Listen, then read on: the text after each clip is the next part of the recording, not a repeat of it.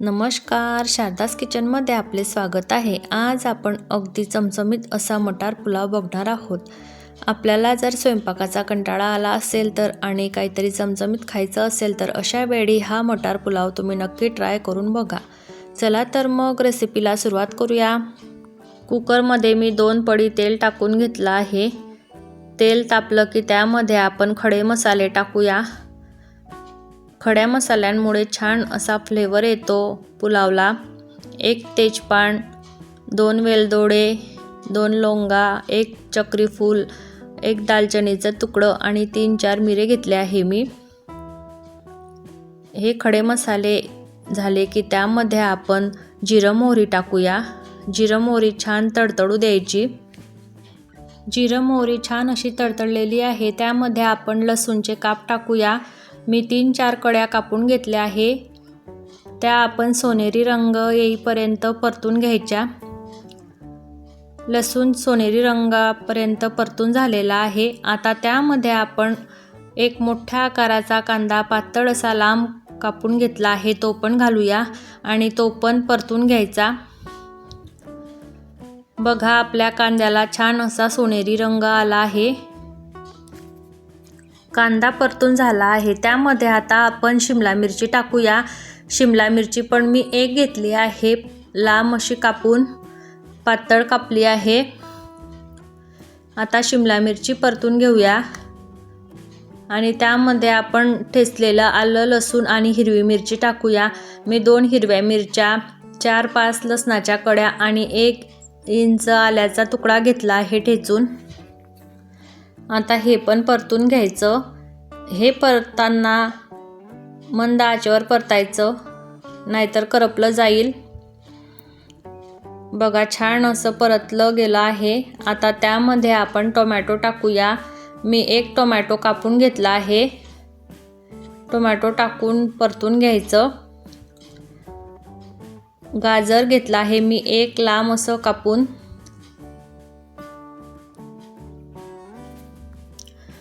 आता आपण त्यामध्ये मटार टाकूया। मी 1 वाटी मटार घेतले आहे। तुम्हाला जेवढ्या भाज्या टाकायच्या असल्या तेवढ्या तुम्ही टाकू शकता। परसबीच्या शेंगा घेतल्या आहे, 3-4 तुकडे करून त्या पण घालूया आणि हे सगळं परतून घ्यायचं। व्यवस्थित असं मिक्स झालेलं आहे, बघू शकता। आता आपण त्यामध्ये बटाटो घालूया।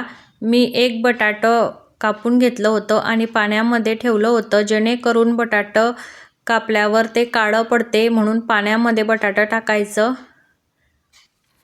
आता बटाटा टाकून मिक्स करून घ्यायचं सगळं।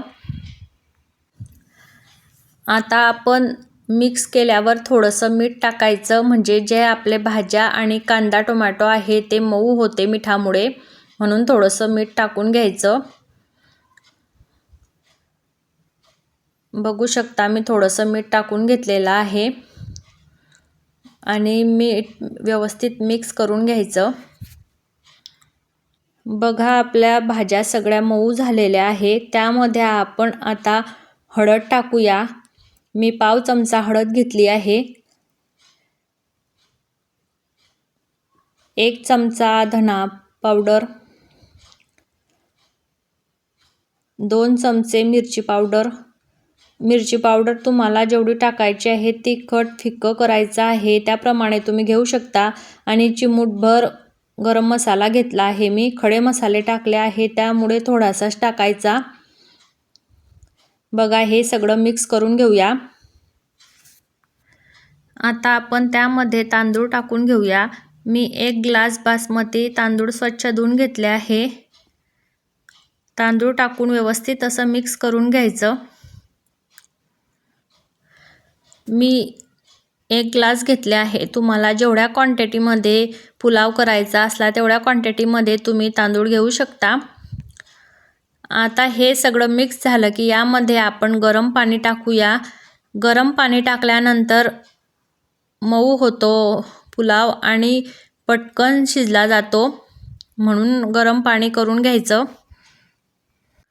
बघा आता तांदूळ पण मिक्स करून झालेले आहे मसाल्यांमध्ये आणि भाज्यांमध्ये.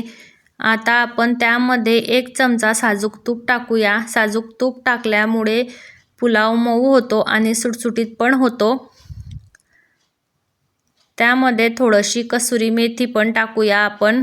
हातावर चोळून घ्यायची म्हणजे छान असा फ्लेवर येतो पुलावला. बघा हे पण व्यवस्थित असं मिक्स करायचं. आता सगळं व्यवस्थित असं मिक्स करून झालेलं आहे. आपण त्यामध्ये आता गरम पाणी टाकूया. मी 1 ग्लास तांदूळ घेतले होते म्हणून 2 ग्लास पाणी टाकून घेते आहे. 1 ग्लास तांदूळाला 2 ग्लास पाण्याचं प्रमाण अगदी परफेक्ट होते. जर जास्त टाकलं तर भात असा चिकट आणि व्यवस्थित होत नाही, गचका होतो. म्हणून प्रमाण अगदी व्यवस्थित टाकायचं पाण्याचं. आपल्याला सुटसुटीत पुलाव हवा असेल तर हेच प्रमाण ठेवायचं पाण्याचं. त्यामध्ये थोडीशी कोथिंबीर टाकायची बारीक कापून. चवीनुसार मीठ टाकून घेऊया आणि व्यवस्थित असं मिक्स करायचं.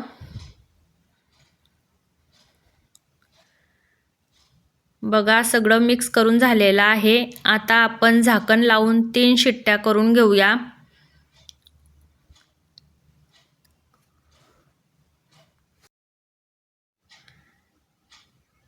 बघू शकता आपल्या शिट्ट्या होत आहे.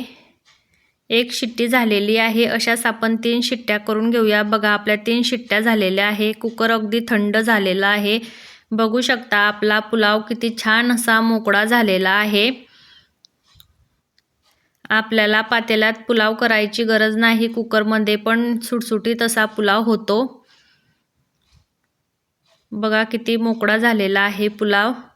अशाच प्रकारे तुम्ही पण नक्की ट्राय करून बघा. अगदी नवशिके सुद्धा करतील इतक्या सोप्या पद्धतीने हा पुलाव होतो.